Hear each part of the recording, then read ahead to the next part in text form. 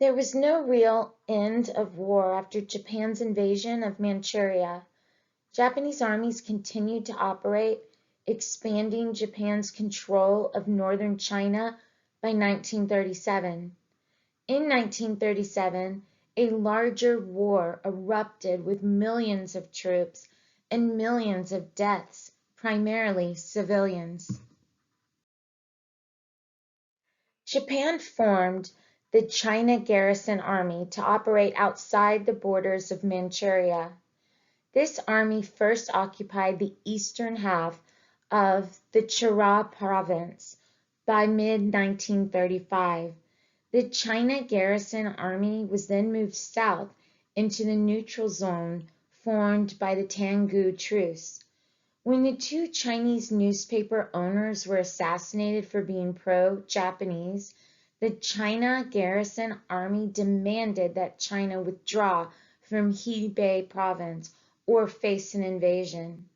The Umezu-He Agreement of June 10, 1935, made this official and created a large demilitarized zone throughout much of northern China. A puppet government called the First Hebei Autonomous Council was formed to rule this region for Japan. On the 27th of June, 1935, an agreement was reached. China agreed to remove all troops from the Manchukuo border again and from all of the Chera province. China's military agreed because it remained more interested in fighting and destroying the CCP or Communist Party in China than in resisting Japan for the time being. The China Garrison Army copied the Kuomintang Army's policy of creating a puppet state. In 1935, a descendant of Genghis Khan became the head of the government of Inner Mongolia.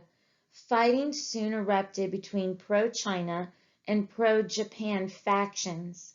In 1936, the new Mongol-led state was named Mingjiang, or Mongoland. By 1936, much of northern China was under Japan's control, either directly by its army or through its carefully managed puppet states. China attempted to rule the demilitarized area through local councils, but this was ineffective. Japan could move troops through the region as it desired. By the end of 1936, Chiang Kai-shek's policy of opposing the CCP or Communist Party rather than Japan was highly unpopular. Chiang held a meeting with his generals in December of 1936. Alarmed at Chiang's obsession with communism, one of his generals, the former warlord of Manchuria, who now operated with the nationalists, arrested Chiang. He forced Chiang to negotiate with the CCP to create a united anti-Japanese front. Chiang agreed after 2 weeks of pressure. This move proved very popular throughout China, and Japan understood that it might now face organized opposition to its conquest. The new alliance between the nationalists and the communists was known as the Second United Front, with the first being the earlier alliance at the start of the Northern Expedition in the 1920s. Both the nationalist and the communist forces fought together as the National Revolutionary Army. In July 1937, Chinese and Japanese troops fought briefly at the Marco Polo Bridge near Beijing, the former Qing Dynasty capital of China. Japan's government demanded an apology from China, and Chiang Kai-shek's government refused. By the end of July, both Japan and China had sent large armies into northern China, and fighting began. Beijing and most areas in northern China were rapidly occupied by Japanese armies. Unable to effect the war in the north, Chiang looked for victory elsewhere, responding on the 13th of August by having bomber aircraft attack an area of Shanghai that was controlled by Japan. Japan and China were now at war. On the 15th of August, Japan formed the Shanghai Expeditionary Army with the intention of capturing China's largest city and economic center, Shanghai. Shanghai had areas in it called international settlements. These were areas of Shanghai controlled by foreign governments where foreign-owned factories and other enterprises were located and where many non-Chinese lived. So while Chinese troops attacked Japanese military installations in the international settlement, Japan used bomber aircraft against Nanjing, China's capital, nearly 250 miles from Shanghai. Other cities were also attacked by air as the Shanghai Expeditionary Army began arriving by ship on the 23rd of August. Meanwhile, Japanese armies moved from the north towards large cities further south, using China's own railways to travel rapidly and keep supplied. Hundreds of thousands of troops from both China and Japan battled in and around Shanghai for several months. Chinese troops were not as well equipped or trained as those of Japan, but they fought aggressively. Nevertheless, Japan prevailed, using its superior air and naval forces along with its army. By the end of October 1937, Chinese forces were ordered to evacuate, thus giving Japan control of the mostly destroyed city. Chiang redeployed his troops to protect the route to Nanjing. Japan organized the Central China Area Army in November to move against Nanjing. Japanese forces quickly overwhelmed the Chinese troops sent to block their approach. On the 16th of November, Chiang Kai-shek ordered the government to relocate the city to Wuhan, over 300 miles west of Nanjing. By early December, Chiang had left Nanjing and a small army remained to defend the capital. The city was under siege by the 9th of December and captured on the 13th of December. Japan's Emperor Hirohito appointed Prince Asaka, his uncle, as head of the Central China Area Army just before the capture of Nanjing. Asaka was an ultranationalist and ordered that any Chinese captured be executed. As the Japanese army moved from Shanghai to Nanjing, troops executed captured Chinese soldiers, looted property of Chinese civilians, and raped women and children. Once Nanjing was captured, these crimes multiplied. Tens of thousands of women and children were raped and usually murdered through mutilation afterwards. Probably hundreds of thousands of captured soldiers and civilians were killed. Many victims were tortured to death, but also burned, decapitated with swords, mutilated and used for bayonet practice. Japanese newspapers reported contests to determine which Japanese soldiers could kill 100 captives with a sword first.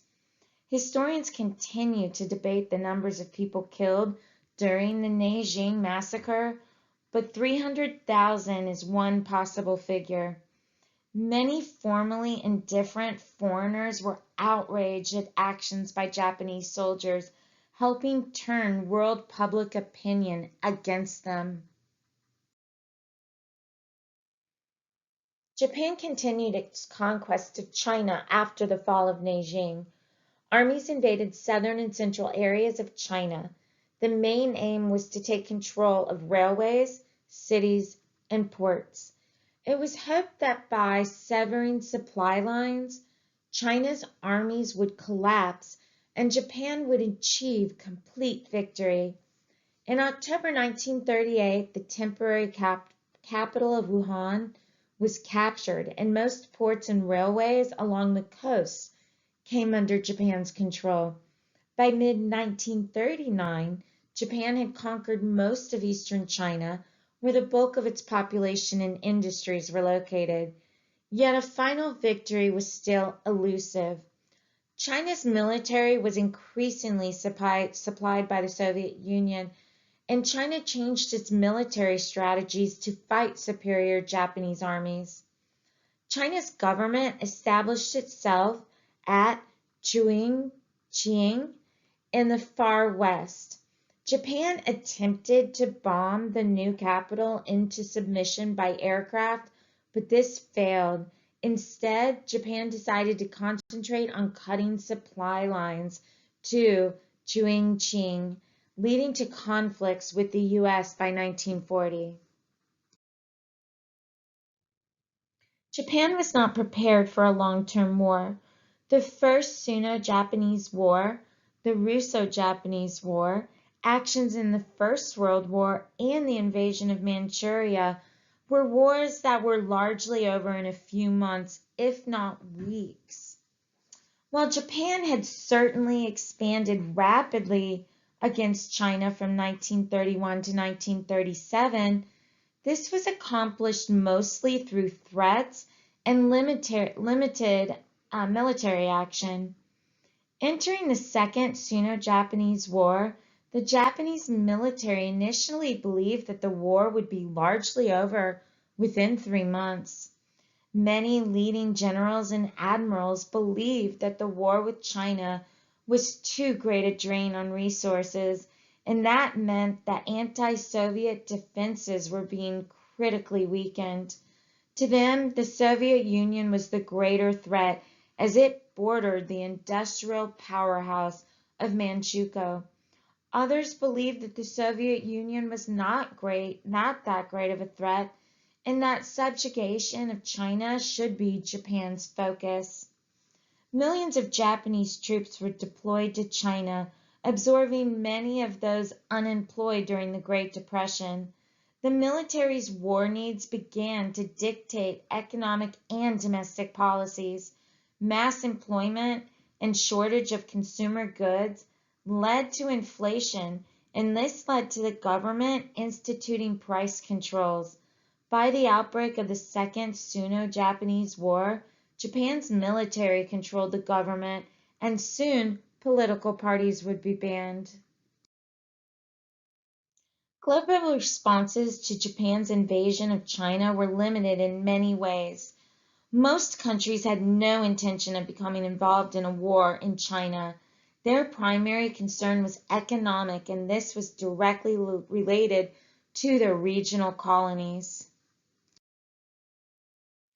The League was consumed with European affairs in the late 1930s and also fully cognizant of how there was little they could do in regard to Japan or even China.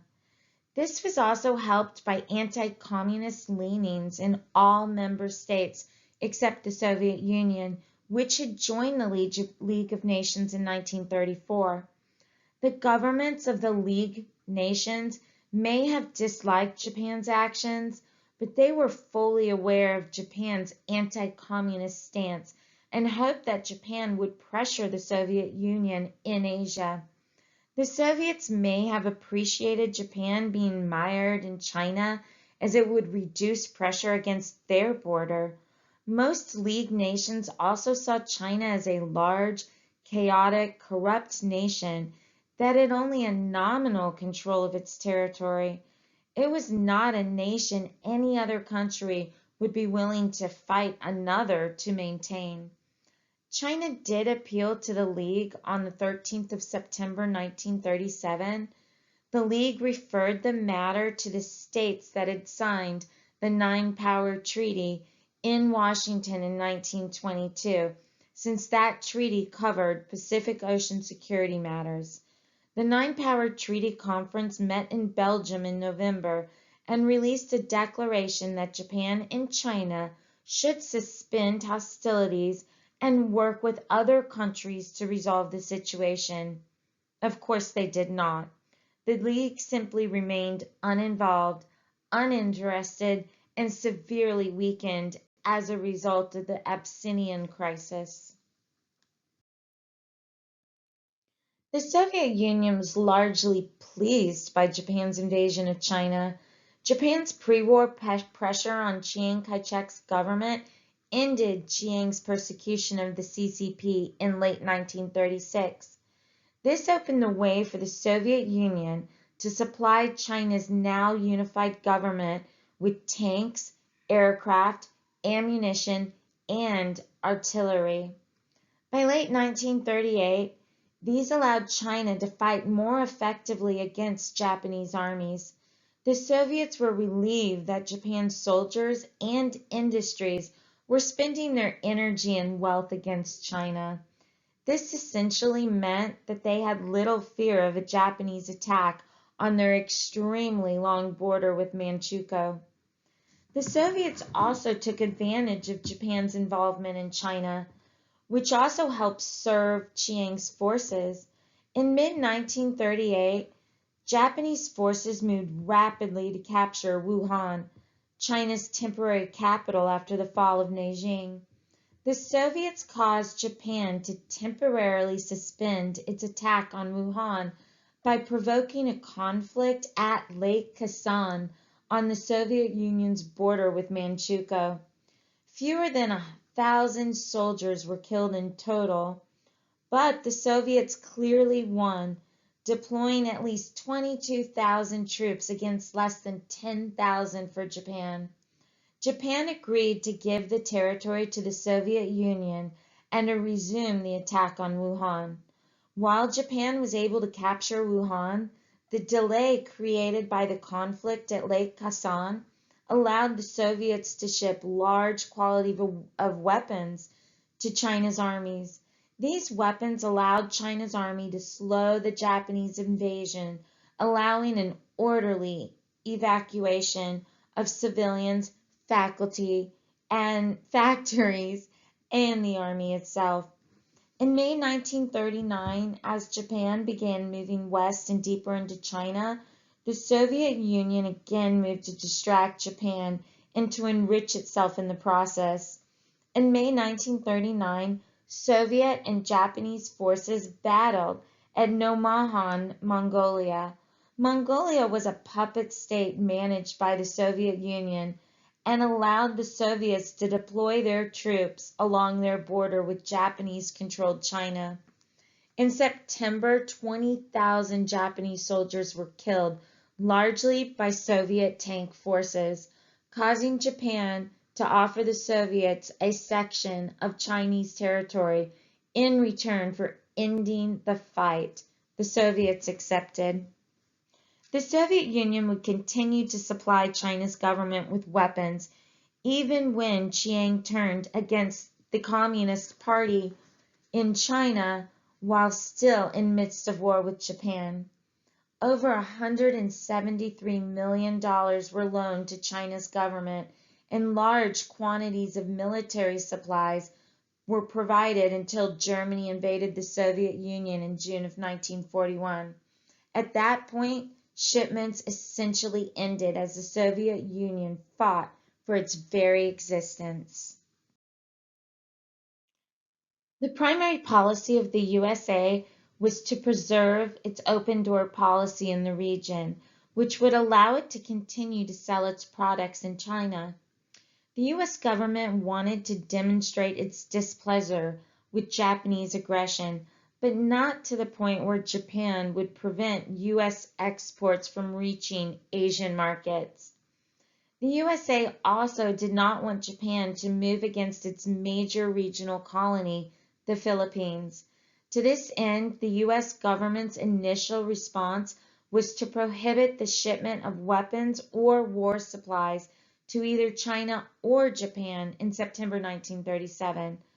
Since Japan produced most of its own weapons, this only hurt China, the state that the US wished to indirectly support. The USA was the world's largest producer of oil at the time, and Japan relied on U.S. oil imports to fuel its ships and industries. Oil and metals, both essential for Japan's war effort, were not prohibited and continued to be exported from the U.S. until sanctions were imposed in 1940.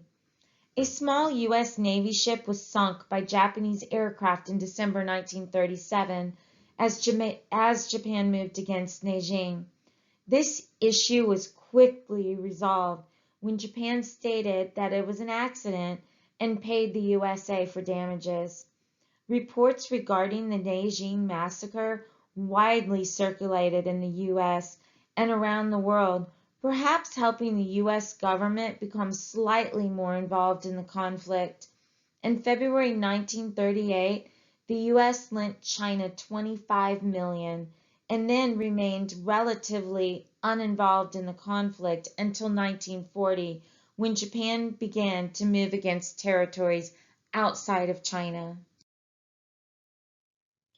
Germany was in an awkward position with regard to the Second Sino Japanese War. Germany supported Chiang Kai-shek's government because it was anti-communist. It also supplied China with many military advisors and did a great deal of business with China. By 1936, Germany supplied 80% of all weapons used by China's army, and China supplied Germany with tungsten, a crucial metal used to make tools and weapons. Although China benefited from Germany's support, it may be that Germany was more dependent on China's tungsten supplies for its growing military expansion. In 1936, Japan and Germany agreed to oppose communism in the Anti-Comintern Pact. Germany hoped that this would mean increased pressure on the Soviet Union. Instead, Japan concentrated on expanding into China. With the outbreak of war in August 1937, the Soviets faced little pressure on their borders with Korea and Manchukuo. Attempting to be friendly to both Japan and China, both of which it needed, Germany continued to supply China with about 60% of its weapons until late 1938. Only then did Germany, under strong Japanese insistence, end military exports to China. Germany contributed to Japan's overall policies in significant ways, primarily in its dealings with the Soviet Union. Japan's government was completely surprised that Germany and the Soviet Union agreed to the so-called Nazi-Soviet Pact in August 1939. Germany had made clear anti-communist and anti-Soviet statements and policies since 1933, with the rise of the Nazi Party.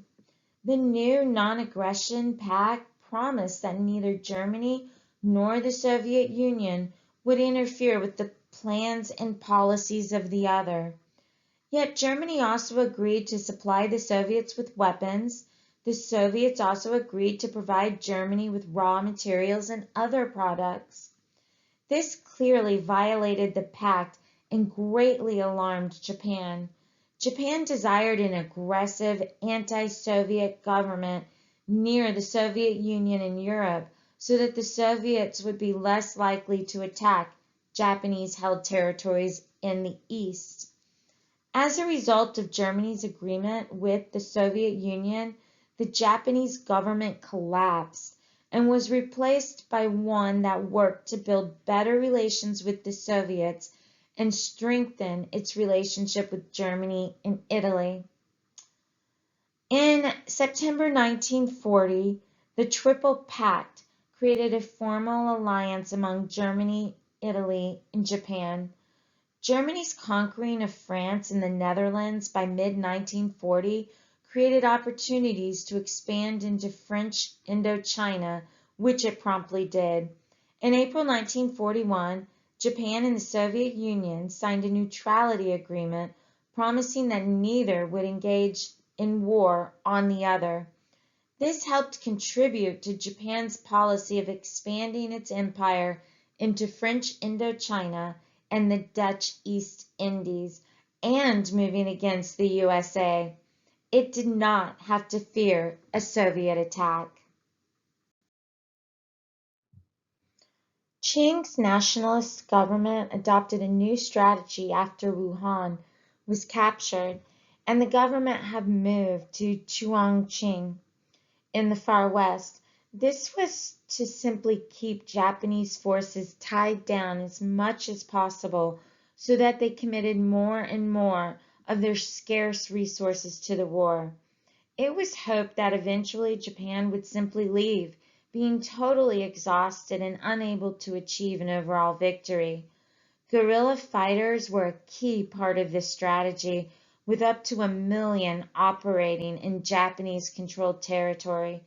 These fighters assassinated Japanese officers, destroyed railroad tracks, sabotaged factories, killed Chinese collaborators, and detonated bombs in buildings occupied by Japanese people.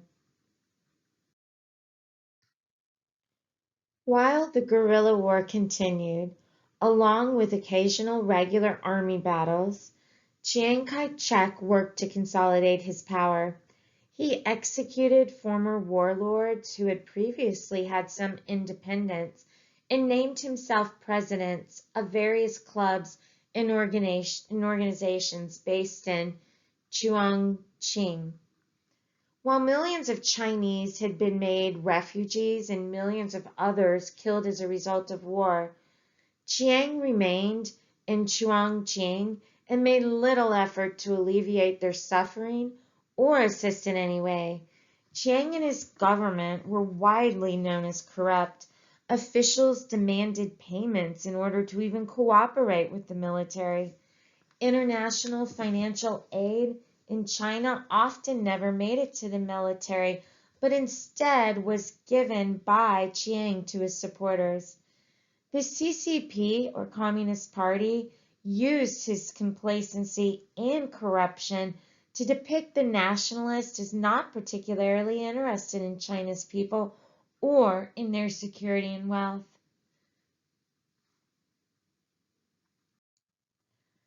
Some decisions by China's armies also caused a loss of support.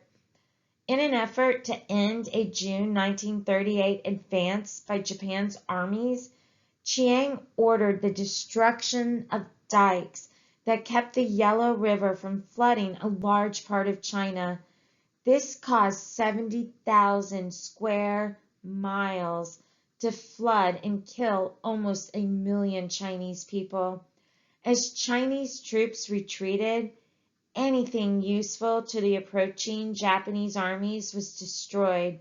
This included food supplies, equipment, and so forth, leading to millions more dying of starvation.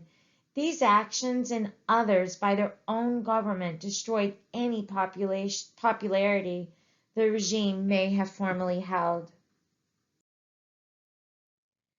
The alliance between the communists and the nationalists was under great stress by 1939. Historians have noted that communists often executed nationalist guerrilla fighters who also fought in Japanese-occupied territory. On several occasions, there were small battles between communist and nationalist army units. The official end of cooperation against Japan was in 1941, when the Communist Party's new Fourth Army was essentially destroyed by a much greater force led by the nationalists. This only helped the Communist Party in portraying Chiang and his forces as being more interested in fighting their own people, the Chinese, than Japan. Chiang's responses to Japan's invasion may have been occasionally successful, or at least prevented outright defeat, but they also meant that his government was discredited. CCP guerrillas operating in the countryside worked to educate peasants about their form of communism, the corruption of the capitalist nationalists, and their plans for post-war China, while following a strict code of conduct that treated peasants respectfully. One of the key problems for Japan was how to end this war in favorable terms. The very fact that they were fighting as an occupied force was a number one problem right away. They tried a number of strategies. They wanted a compromised peace terms, but who are you going to negotiate by this period? Chiang Kai-shek or, Chairman Mao of the Communist Party.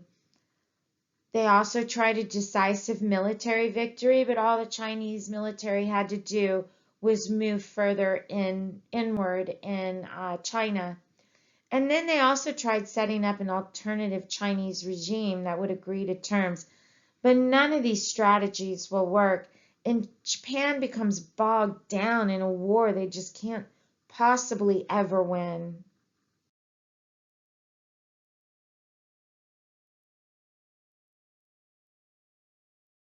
In conclusion, Japan's army was the main protagonist in the Second Sino Japanese War. Although Japan had not completed its victory against China, ultranationalists in Japan's government and military wanted to further increase the size of the empire at the expense of recently defeated European states. This would help Japan in China as it sought ways to cut all supplies to Chongqing, the base of Chiang and his national forces. These actions eventually provoked the USA to respond, leading directly to the outbreak of the Second World War in Asia and the Pacific Ocean.